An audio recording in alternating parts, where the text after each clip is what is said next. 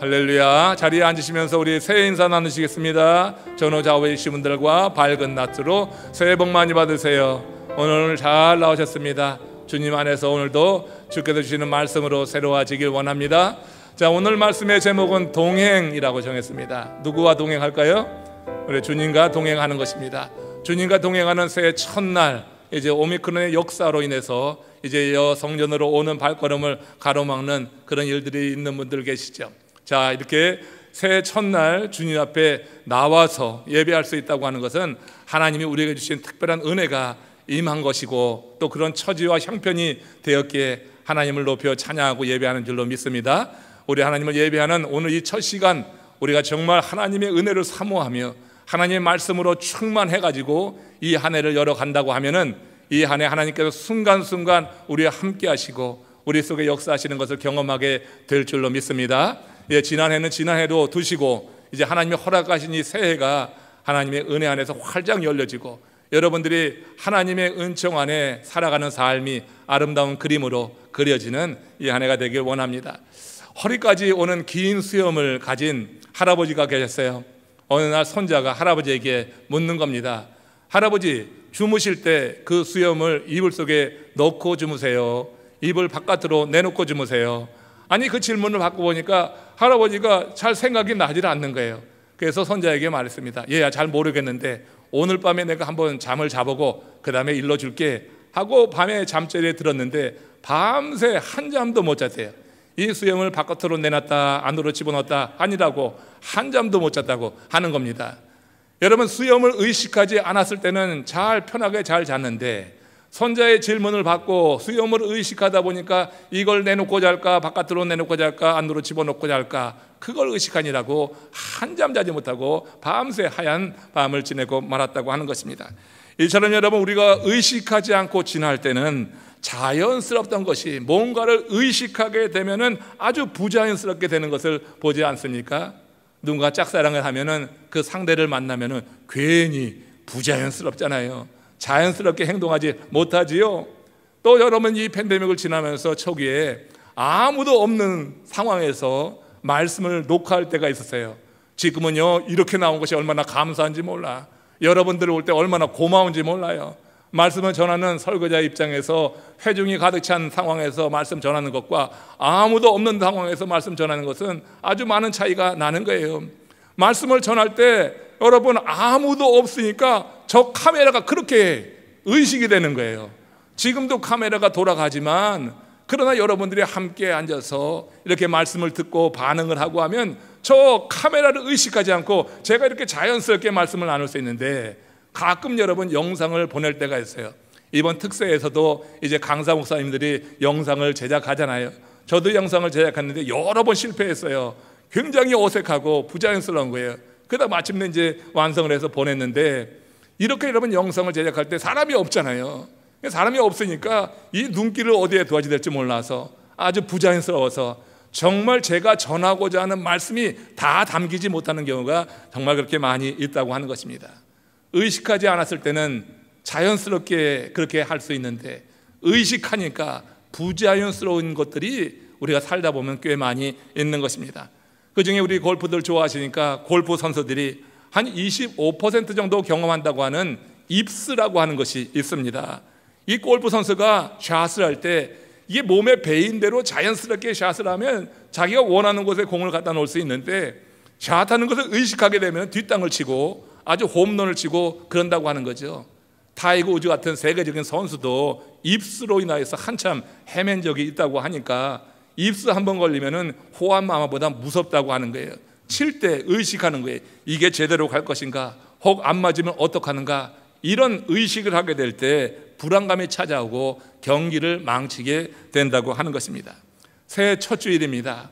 오늘 이 심차게 이 새해 첫 주를 열어가는데 우리가 이렇게 성전에서 하나님을 예배한다고 하는 것은 그야말로 당연한 일이 아니라 감사한 일인 줄로 믿음으로 고백할 수 있기를 바랍니다. 정말 감사한 일이에요. 우리들 중에 여러분, 하나님을 예배하는 자리에 있는 자체가 기적인 사람이 있어요.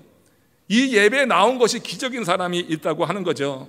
우리가 여러분 구원의 확신을 가지고 이렇게 하나님을 예배하면서 한 해를 시작하는 것은 저절로 되는 일이 아닌 것입니다.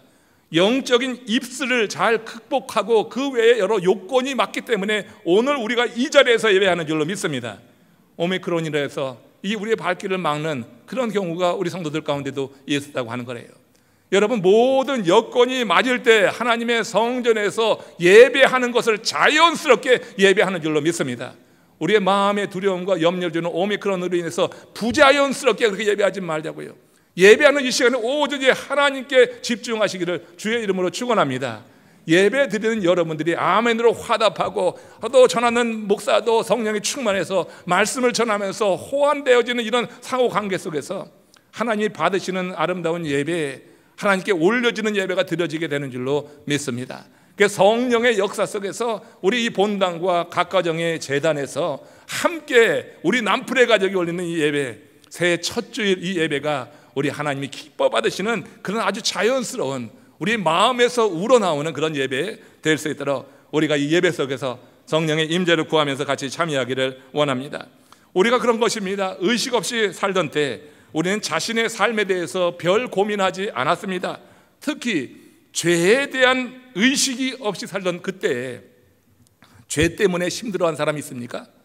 여러분, 죄인들과 섞여서 죄에 대해서 별로 의식 없이 살던 그때 죄 때문에 힘들어하지 않은 거예요.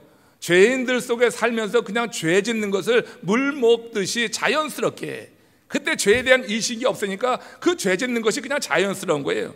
그런데 주를 영접하면서 변화가 나타나게 되는 겁니다. 죄가 무엇인지, 의가 무엇인지 의식하게 되면서 고민이 시작되는 거예요. 죄악된 세상에서 사는 것이 고민이 되는 거예요. 그거 싫다고 주님을 믿는 이 선택을 뒤로 하고 여러분 세상으로 나가겠습니까? 이렇게 여러분 구원의 확신을 가지게 되는 과정에서 우리는 누구나 영적인 입스라고 하는 것을 겪게 되는 거예요.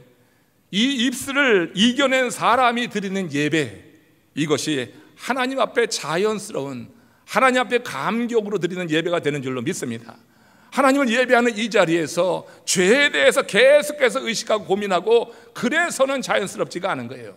예수 그리스도로 말미암아서 대속의 은혜로 인하여서 우리의 죄가 다 맑게 씻겨진 것을 믿음으로 고백하시기를 축원합니다.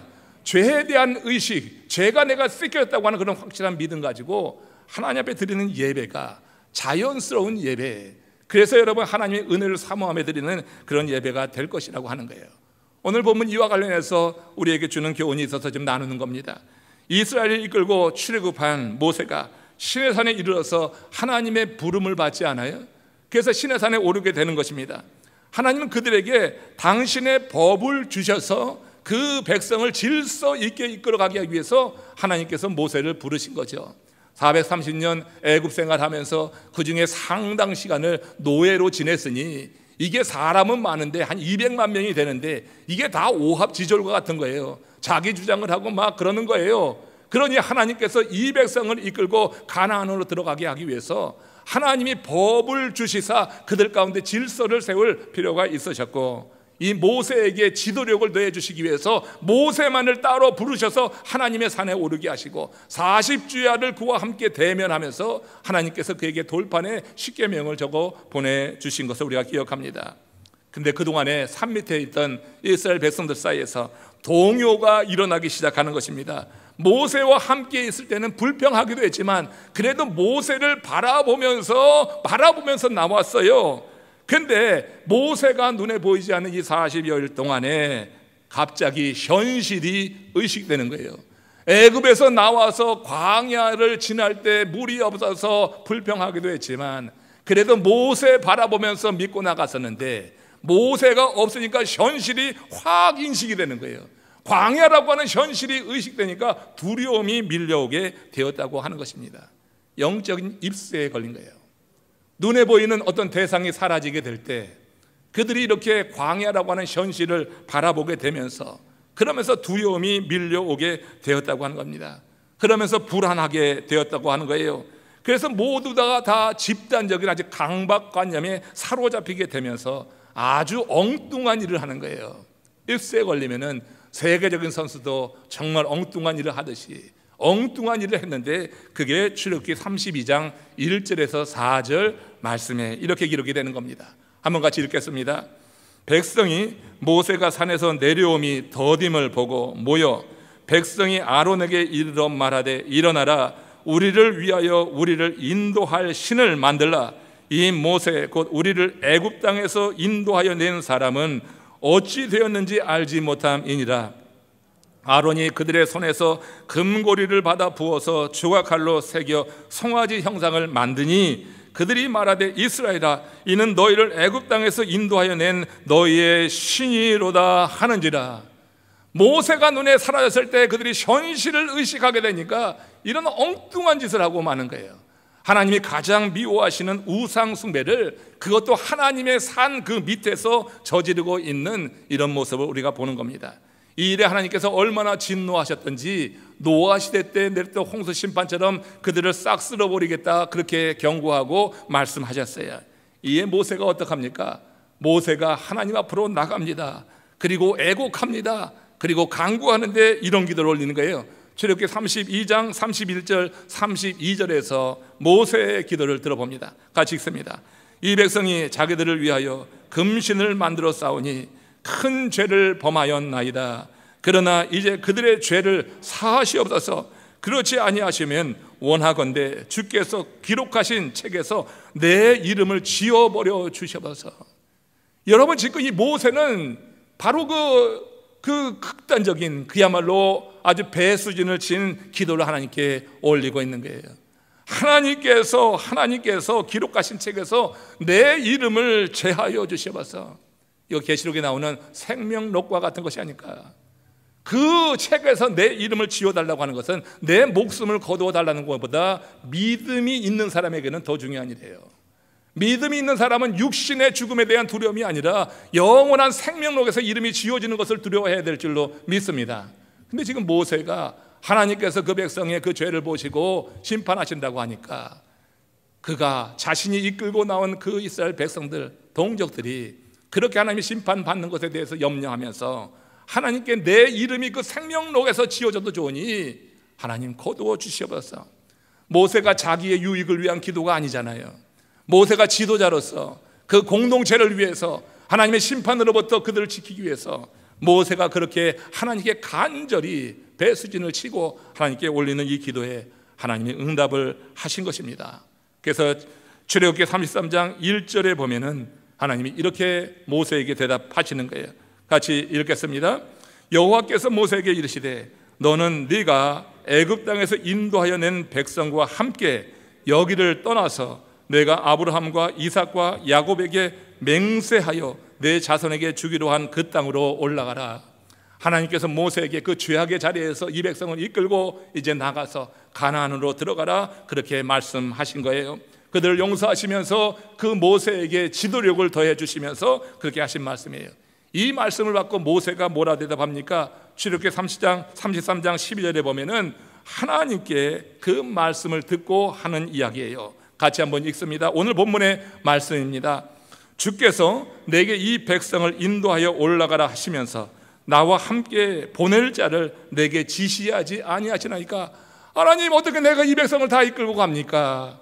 이렇게 불중하고 이렇게 경건치 못한 이 백성을 나 혼자 어떻게 이끌고 갑니까?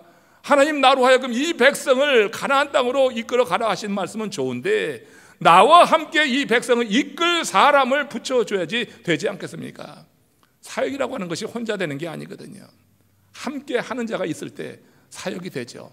올 한 해 여러분들이 사역을 맡고 사역에 같이 조인해서 이제 일을 감당할 때 혼자서는 너무 외로워.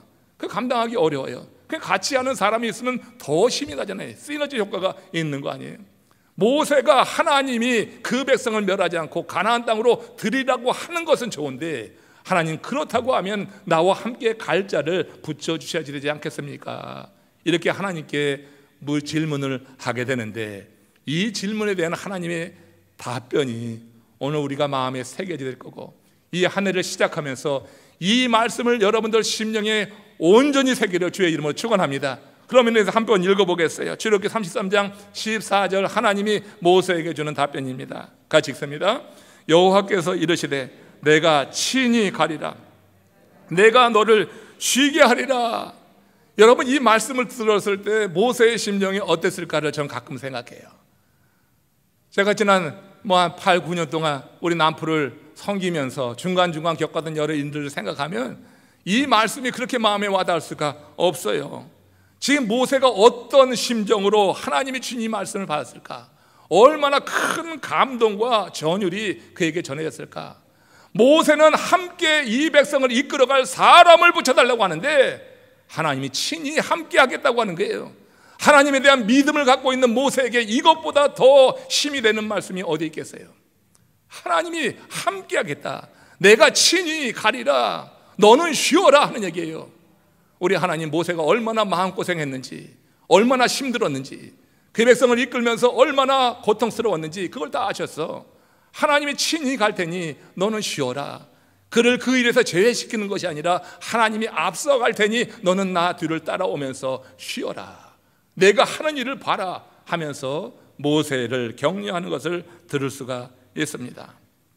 이와 관련해서 여러분, 19세기 사상가이고 철학자인 랄프 월도 에머슨이 한 말을 여러분 기억하시죠? 제가 한두 번 여러분에게 나눴는데 이런 말이에요. 말은 다른 사람의 마음에 초상을 그려놓는 거다. 우리의 말이라고 하는 것은 상대의 그 심령에 나의 초상화를 그려놓는 것 같아요. 그래서 내 이름이 떠오르면 그 초상화가 다시 이렇게 보여지는 것처럼 내가 한 말이 기억난다고 하는 거예요. 우리의 말이라고 하는 것이 누군가의 심령에 초상으로 그려진다고 하는 것을 여러분 기억해야 돼요. 우리가 하는 그 말로 인해서 정말 절망과 그 좌절 가운데 있던 심령들이 그 말로 인해서 일어나는 사람들이 있어요. 그런 그 사람의 심령에 그가 어떤 모습으로 그려지겠어요? 그러나 우리가 한 그 말로 인해서 어떤 사람에게는 아주 큰 상처가 되어서, 가시가 되어서, 그래서 그 사람의 모습이 그 심령에는 정말로 이불 같은 악한 모습으로 그려질 때가 있어요. 그 사람을 생각하면 그가 한 말이 다시 떠오르면서 뒤집어 오르는 거예요.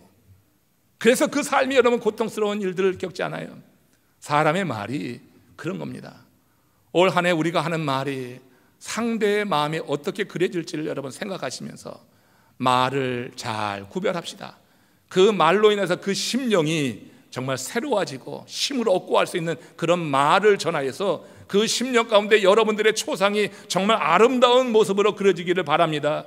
이불처럼 뿔난 모습으로, 빨간 얼굴 모습으로 그려지지 말고 정말 천사와 같은 그런 모습으로 여러분 하는 말이 상대의 심령에 그런 그림으로 그려지기를 원해요. 상대의 말을 들으면서 그 사람의 모습, 그것이 여러분 다시 떠오르고 그가 한 말이 생각난다. 이스라엘 백성들은 하나님의 산 밑에서 우상 숭배를 하여서 하나님의 진노가 턱 밑까지 임할 뻔했습니다. 정말 하나님이 원치 않는 그 일, 그러나 이 모세가 보이지 않았을 때 그야말로 엉뚱한 짓, 아주 부자연스러운 일을 행함으로 말미암아 하나님의 심판 가운데 놓였었지만 모세는 절박하게 기도했어요. 절박한 기도를 올렸어요. 자신의 인생의 문제가 아니라 하나님이 자신에게 맡긴 그 공동체를 위해서 정말 위대한 지도자로서 그렇게 기도한 줄로 믿습니다. 지도자이기 때문에 그 백성을 이끌어냈는데 나만 바라보고 있는데 그들에게 이런 심판이 임했어야 되겠는가? 지도자로서의 책임감을 가지고 하나님께 중보 기도를 올렸어요. 그들을 하나님의 진노에서 그래서 살려낸 것입니다. 그런데 그렇게 제 마음대로인 그 백성을 그렇지만 혼자 이끌고 가나안까지 가는 것은 정말 힘들다. 그래서 도울 자를 붙여달라 했는데 하나님께서 뭐라고 하신 거예요? 내가 친히 가리라. 내가 너로 편케 하리라. 너를 쉬게 하리라. 모세는 사람을 원했는데 지금 하나님은 내가 너와 함께 할 것이다. 모세가 구한 것보다 훨씬 더 많은 것으로 응답하신 줄로 믿습니다. 우리가 진정성을 가지고 하나님께 구하면, 내가 진심을 가지고 하나님 일의 사역에 참여하면 하나님은 우리가 구하는 것보다 더한 것으로 우리의 생각에 넘치도록 하나님께서 함께 하시고 채우실 줄로 믿습니다. 사역을 맡고 두려워하지 마십시오. 어떻게 감당할까? 여러분, 기도하지 않고 두려워하는 것은 불신앙입니다. 기도하면서 하나님이 주시는 마음으로 먼저 내 심령을 다스리고, 그리고 하나님이 함께 붙여줄 자를 위해서 구하세요. 하나님께서 내가 구하는 것 이상으로 붙여줘야지 당연한 거예요. 여러분, 함께 일하는데 아무도 돕는 자가 없다고 하는 것은 이건 여러분 부끄러운 일이에요. 내가 하나님의 사역을 맡았으면 함께 하는 자가 같이 붙어야 되고, 사람 이상으로 그 사역에 하나님이 관여하신다고 하는 증거를 가지고 사역을 이루어 나가게 될 때 하나님께서 원하시는 열매를 맺게 되는 줄로 믿습니다. 하나님 당신이 직접 가시겠다니 모세의 마음에 하나님의 초상이 어떻게 그려지겠어요? 여러분들의 심령에 하나님의 모습은 어떻게 그려져 있느냐고요. 지금 모세가 이렇게 난국에 처해서 이렇게 두려울 때 정말로 이 암담한 순간에 하나님께 그렇게 구했는데 하나님이 내가 친히 가리라 너는 쉬어라 하는 이런 말을 하니, 그러니 여러분 하나님의 그 말씀을 들은 모세의 심령에 하나님이 어떤 모습이 그려지겠냐고요. 그런 모습을 그리고 그래서 그 백성을 가나안까지 광야를 통과해서 이끌고 갈 수 있었다고 믿습니다. 하나님의 모습이 여러분들에게 어떤 모습이에요? 모세에게 그려졌던 그 하나님의 형상, 그 모습이 여러분의 심령에도 그려지기를 원합니다. 기도 없이 그게 되지 않아요. 기도 없이 그냥 그런 하나님의 아주 온화하고 자비롭고 전능하신 그런 모습만 내 심령에 그리려고 하는 것은 그야말로 하나님께 책망들을 해요. 기도하십시오. 하나님의 말씀을 더욱더 사모하십시오. 그럴 때 하나님께서 당신의 모습을 우리의 심령에 그렇게 아름답게 그려주셔서 내 심령에 그려진 그 하나님의 이 초상으로 인해서 우리가 험한 인생길, 죄악된 인생길에서 믿음의 길, 생명의 길을 우리가 벗어나지 않고 하나님 원하시는 그 길을 계속해서 나가게 되는 줄로 믿습니다. 2022년도 이렇게 시작했어요. 여러분 우리에게 특별한 기회로 신년 특세가 또 주어졌어요. 자, 지금 오미크론이 왔어요. 오미크론 때문에? 아닙니다. 오미크론을 탓하지 마십시오. 하려고 하면은 방법은 보이는 것입니다. 열심으로 하나님 앞에 나와서 모여서 기도하고자 하는 그런 마음을 가지고 올 한 해를 열어가기를 주의 이름으로 축원합니다. 하나님 앞에 나와서 구하고 하나님의 말씀을 듣고, 그래서 하나님의 아름다운 형상이 우리의 심령에 그려진다고 하면은 우리들의 삶 속에 하나님이 늘 함께하는 것, 순간순간 주의 이름을 부를 때마다 그 하나님 내가 친히 함께 할 것이다, 너는 편히 쉬어라 하는 이런 주님의 음성을 들으면서 두려움 없이 하나님께서 우리에게 맡겨주신 이 한 해를 힘차게 살아낼 수 있을 것이에요.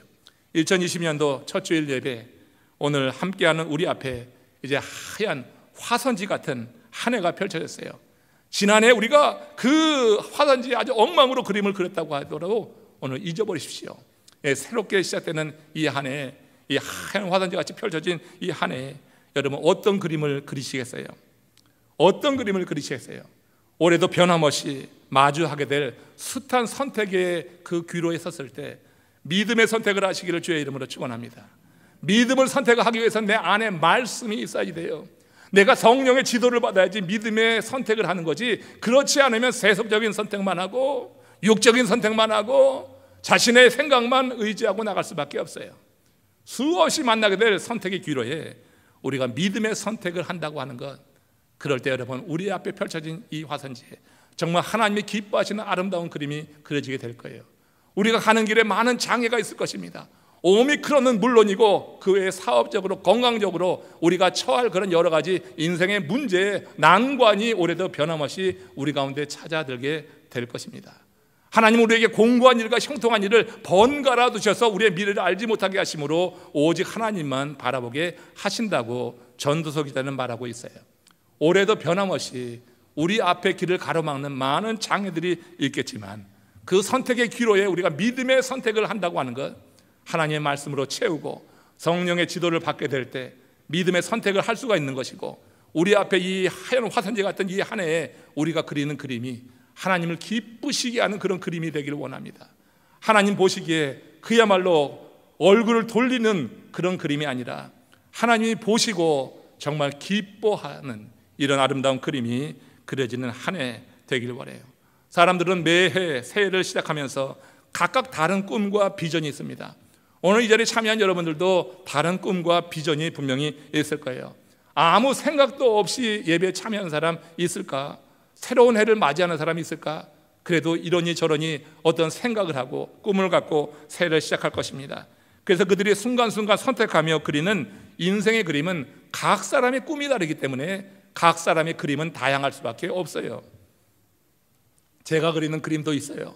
이 그림과 여러분이 그리는 그림이 같을 수가 없어요. 그런데 우리에게 이 새해를 허락하시는 하나님은 언제나 같은 마음을 가지고 새해를 열어주시는 줄로 믿습니다. 저는 그렇게 생각해요. 하나님은 늘 같은 마음이에요. 우리는 다양한 여러 가지 생각을 가지고 한 해를 열지만 하나님은 늘 같은 마음을 가지고 새해를 우리에게 허락해 주시는 거예요. 그것은 나와 동행하자고 하는 거예요. 지난해 네 마음대로 살다가 네 앞에 펼쳐진 이 그림 엉망으로 그랬지. 올해 다시 시작하니까 나와 함께 동행하자. 우리 주님은 우리의 실수에 대해서 책망만 하지 않고 세컨 찬스를 주시는 좋으신 하나님인 줄로 믿습니다. 새로운 해를 맞이한다고 하는 것, 새로운 기회가 우리에게 주어졌다고 하는 거고, 이 새로운 기회에 하나님께서 우리에게 하시는 말씀과 기대하는 것은 항상 같은 거예요. 나와 동행하자 하는 것입니다. 그러므로 지난해 실패했다고 좌절의 그 자리에만 있지 마십시오. 성공했습니까? 사업이 좀 잘 됐습니까? 내가 원하는 대로 좀 풀렸습니까? 그래도 교만 떨지 마십시오. 교만한 자리에 있어서는 여러분 하나님의 책망과 또 인생의 고난 가운데 곧 떨어지게 되는 것입니다. 다만 새해에도 하나님과 동행하기를 선택하십시오. 내가 하나님과 내가 동행하겠습니다. 그 마음의 고백이 오늘 이 예배를 통해서 일어나시기를 주의 이름으로 축원합니다.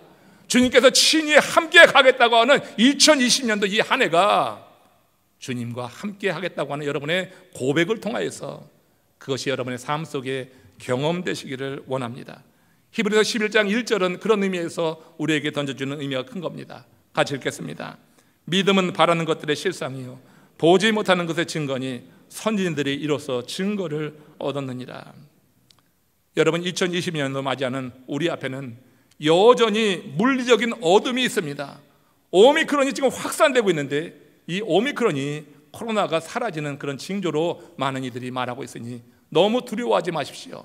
이 물리적인 어둠 때문에 우리가 죽게 나가는 길이 자꾸 막히고 죽게 나가는 것을 주저하게 되고 죽게 나가는 것이 자연스럽지 않게 되는 그런 심령들이 있는 게 사실입니다. 또한 우리 앞에 여러분 영적인 어둠도 함께 짙게 드리워져 있습니다. 우리 한인교회가 겪고 있는 그런 어둠도 있고 이 미 전체 사회 속에서 이렇게 하나님의 진리의 말씀이 도전받는 많은 일들이 일어나고 있는 것을 우리가 보면서 이 영적인 어둠을 함께 우리가 같이 보면서 한 해를 시작합니다. 믿음의 선지들처럼 이런 상황 속에서도 우리가 주와 동행하기를 선택한다고 하면은 전능하신 하나님께서 우리 앞에 있는 이 모든 어둠 가운데서도 좌절치 아니하고 이 어둠 가운데서도 길을 내고 나갈 수 있도록 하나님께서 우리를 이끌어 주실 줄로 믿습니다. 코로나 팬데믹 너무 염려하지 마십시오. 우리가 그것 때문에 너무 두려워하지 마십시오. 이제 오미크론으로 줄어들었습니다. 우리가 할 일은 우리가 건강하게 잘 지키고 잘 주의해야 되지만 하나님을 예배하는 것에 대해서 주저하는 것과 하나님을 예배할 때 그것으로 인한 마음의 부자유스러움이 오미크론 때문에 오면 안 되는 것입니다. 정말 하나님을 예배하는 것이 오미크론 때문에 부자유하다고 하면은 여러분 그것을 여러분 우리 마음 가운데서 덜어낼 수 있도록 하나님께 더 큰 은혜를 구할 수 있기를 원합니다. 내가 친히 가리라, 내가 너를 쉬게 하리라. 이 얼마나 감격스러운 말씀이에요. 하나님 모세가 어떤 생각을 하며 무엇 때문에 염려하고 걱정하는지 다 알고 있으셔서 내가 친히 가리라. 그 백성 모세를 향하여 대적하고 비난하고 돌을 들기도 했던 그 백성을 이끌고 가나안까지 간다고 하는 것, 뒷일을 생각하면 200만 명이나 되는 이 사람들을 어떻게 이끌고 갈 것인가, 인간적인 생각으로는 불가능한 거고 힘들지만 하나님께서 그 마음을 다 아시고 그래서 하신 말씀이 내가 친히 갈 것이다. 너는 사람을 돕는 자를 구했지만 그 몇 명의 돕는 자로 이 일이 될 일이 아니다. 내가 앞서가면서 길을 낼 것이다. 내가 친히 가면은 200만 명이라고 하는 수는 문제가 되는 것이 아니다. 하나님께서 하늘을 여셔서 만나를 공급해 주시고 메추라기를 주시고 반석을 깨셔서 생수를 허락해 주시면서 갈 때 그게 가능한 거지 사람 몇 명 붓는다고 될 일이 아니다. 하나님의 사역에 사람만 의지하는 것, 그게 문제가 있는 거예요. 하나님의 사역은 하나님이 함께 하셔야 될 줄로 믿습니다. 사람을 바라보는 시선을 거두고 사람을 하나님 붙여주실 때는 감사함으로 받으십시오. 같이 하는 건 좋지만 사람만 의지할 때는 시험에 빠지게 되는 거예요. 내가 너와 함께 가리라, 친히 가리라. 우리 하나님은 사람 이상으로 당신이 행하실 것을 약속하시면서 모세를 위로하고 있다고 하는 거예요. 당신이 그 미래를 붙들고 있으니 염려하지 말라. 많은 사람들이 걱정하는 것이 그 미래 때문에 염려하는 것입니다. 이제 10년 후, 20년 후 어떻게 살 것인가? 내년에 어떻게 살 것인가? 아이들도 그 미래 때문에 불안해하는 것입니다. 그러나 그 미래를 붙들고 있는 이는 여호와 하나님이신 줄로 믿습니다. 우리의 미래를, 시간을 초월해 계신 하나님은 다 아시는 거예요. 우리 하나님이 이끌어 가실 것에 대한 믿음만 있으면 그 미래를 붙들고 있는 하나님의 은혜를 우리가 매 순간순간 걸음걸음마다 경험하면서 우리는 주님 안에서 평안을 누리며 살아갈 수가 있다 하는 것입니다. 이 말씀은 모세를 향하여 하신 말씀만이 아니라 모든 이스라엘, 영적으로 확산되어 있는, 확대된 우리들에게까지 주시는 말씀이에요. 다시 말해서 하나님의 말씀을 지키는 택한 백성에게 주시는 말씀으로 예수님도 같은 맥락에서 이런 말씀을 하셨어요. 마태복음 28장 20절입니다. 같이 읽겠습니다. 내가 너에게 분부한 모든 것을 가르치어 지키게 하라. 볼지어다 내가 세상 끝날까지 너희와 항상 함께 있으리라 하시니라. 할렐루야. 우리 주님께서는 세상 끝날까지 우리와 항상 함께 있을 것이다. 조건이 있어요. 뭐예요? 내가 너에게 분부한 모든 것을 가르치어 지키게 하라. 하나님의 말씀을 붙들고 있는 자에게 하나님께서 세상 끝날까지 함께 하시는 줄로 믿으시기 바랍니다. 그러므로 하나님의 말씀을 들은 자리에 우리가 꼭 가 있어야 돼. 하나님의 말씀이 선포되는 자리에 부드러운 마음, 겸손한 마음을 가지고 그 말씀을 들어야지 돼요. 살다 보면은 높은 정상에 올라갈 때도 있고 저 골짜기에 곤두박질 칠 때가 있어요. 우리 성도님들 가운데도 곤두박질을 친 분들도 없지 않아 있잖아요. 또 높은 정상에 올라간 것 같이 사업이 잘 되고 자녀들도 잘 되고 삶이 형통한 분들도 없지 않아 있었어요. 코로나 팬데믹 기간에도 여러분 이렇게 하나님의 역사는 다양하게 우리 가운데 나타났습니다.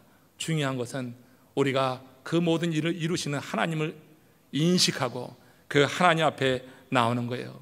사람이 곤두박질 치게 되면은 이러다 죽는 것 아닐까 하는 두려움에, 공포에 휩싸이게 됩니다. 한 가정의 가장이라고 하면은 더욱더 그럴 거예요. 이러다가 어떻게 될 것인가.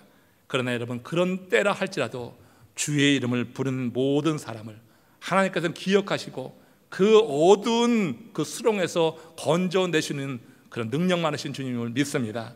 이와 관련해서 시편 28편 1절 말씀 보십시오. 시편 28편 1절에 뭐라고 되어 있습니까? 여호와여 내가 주께 부르짖으오니 나의 반석이여 내게 귀를 막지 마소서. 주께서 내게 잠잠하시면 내가 무덤에 내려가는 자와 같을까 하나이다. 시인은 하나님의 살아계심을 인정한 겁니다. 그걸 어디에서 인정한 거예요? 저 깊은 사망의 골짜기에서 인정한 거예요. 여호와여 내가 주께 부르짖으오니 나의 반석이여 내 귀를 막지 마소서. 그가 사망의 음침한 골짜기, 깊은 골짜기에 있을 때 그때 하나님을 찾은 거예요. 깊은 골짜기에 있으면서도 이렇게 하나님을 인정한 그 시인을 하나님께서 무덤 같은 그 어둠에서 건져 주실 것을 믿고 구하고 있는 것입니다. 사자굴의 다니엘, 깊은 이 사망의 음침한 골짜기에 있지 않았어요? 풀무불의 사드락, 메삭, 아벳느고 그들도 그야말로 절체절명의 그 위기에 떨어졌습니다. 형제들에게 인신매매 당한 요셉은 어떻습니까? 갑자기 사랑받는 아들에서 종이 되고 죄인이 되고 깊은 수렁에 빠지게 되었습니다. 하나님의 말씀에 순종했던 이 바울이 빌립보 지역에 가서 귀신 들린 여종을 쫓아냈는데 치유했는데 대가로 돌아온 것은 그가 고발당해서 빌립보 깊은 감옥에 갇히는 거 아니었어요? 여러분, 다니엘이나 사드락, 메삭, 아벳느고 또 요셉과 지금 이 바울 같은 이들이 하나님의 일을 위해서 꿈을 꿨는데, 하나님이 주신 말씀을 품었는데 그들 인생 가운데 하나님께서 그 꿈을 이루는 과정 속에서 그들을 깊은 골짜기로 밀어넣으시는 그 순간들을 하나님의 사람들이 다 경험했다고 하는 것입니다. 그런데 그들의 공통점이 무엇입니까?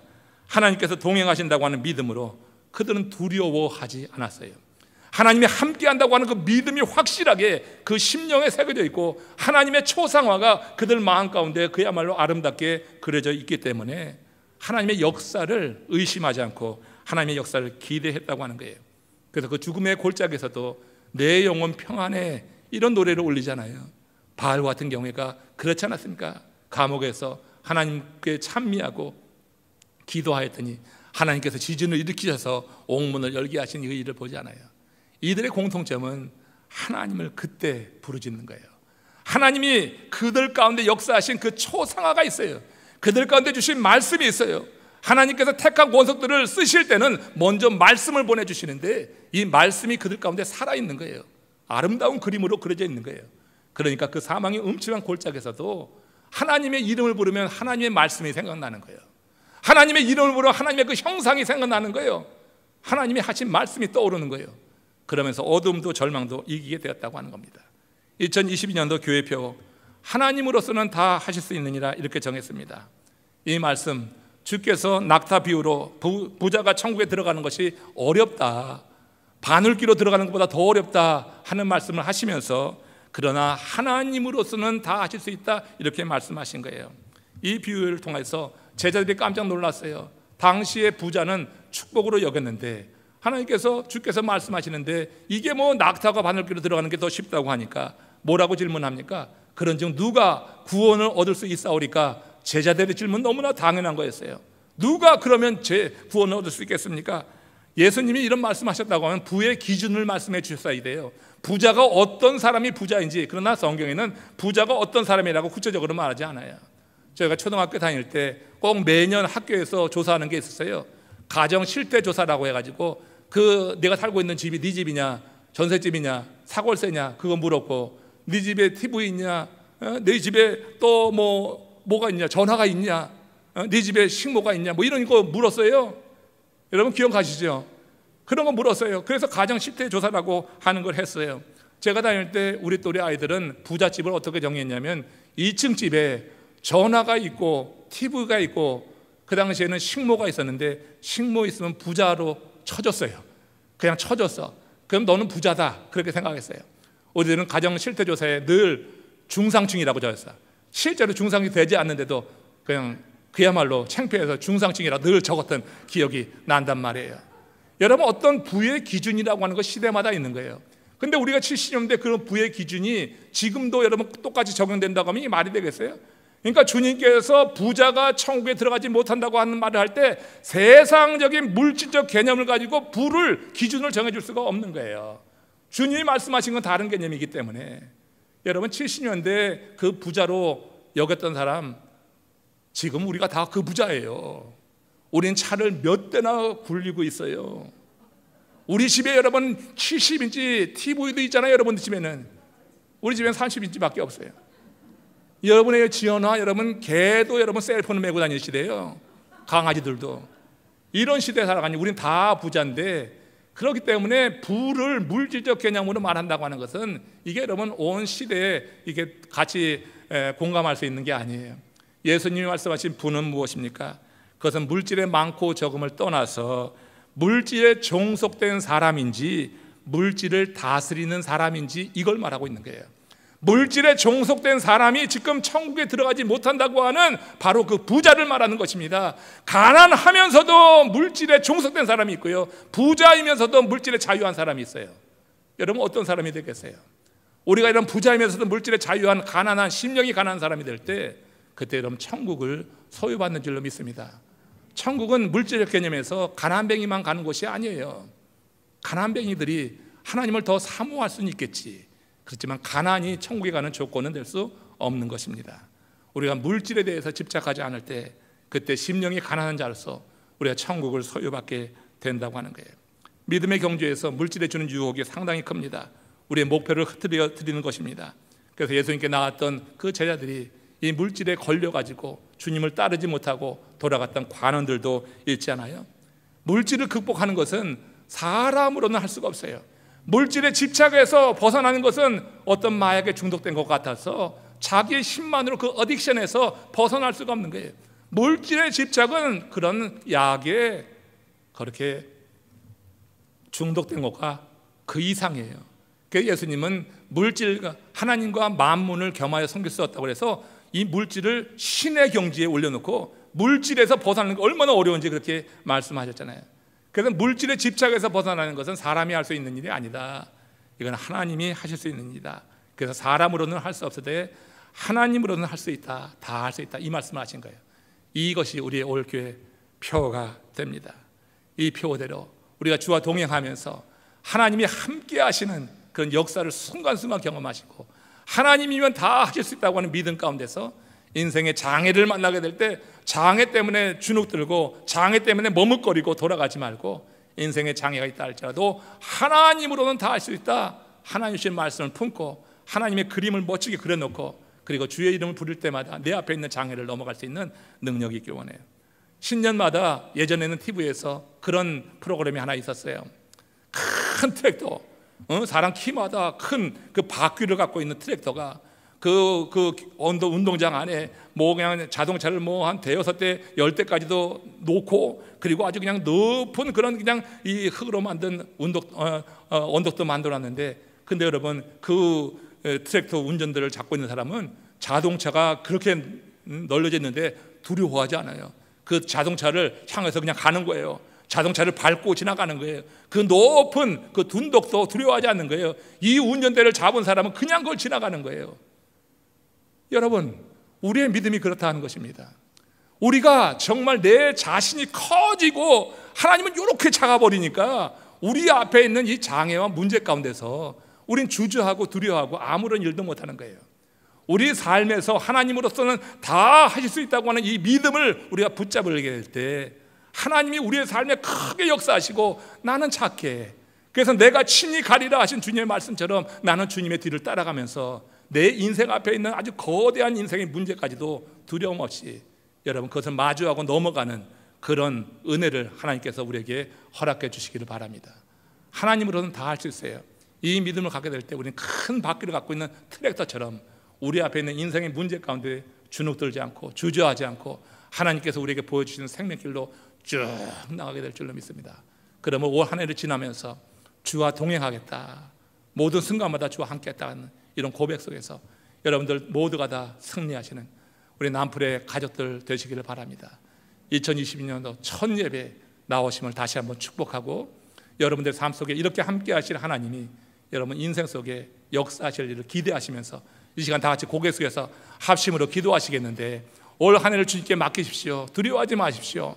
앞에 있는 그 장애 때문에 염려하거나 뒤로 물러가려 하지 말고, 내 믿음의 바퀴가 얼마나 크냐, 내 믿음의 바퀴가 장난감 바퀴처럼 그렇게 작지 않은가, 내 믿음의 바퀴가 그렇게 내 키보다 큰 그런 바퀴가 된다고 하면 인생의 일로 인해서 우리가 멈출 일이 무엇인가, 하나님 기뻐하시는 길로 나가야지. 이렇게 하나님 앞에 고백하며 주와 동행하길 원합니다. 우리 합심으로 기도하며 다시 한번 은혜의 보좌로 나가겠습니다.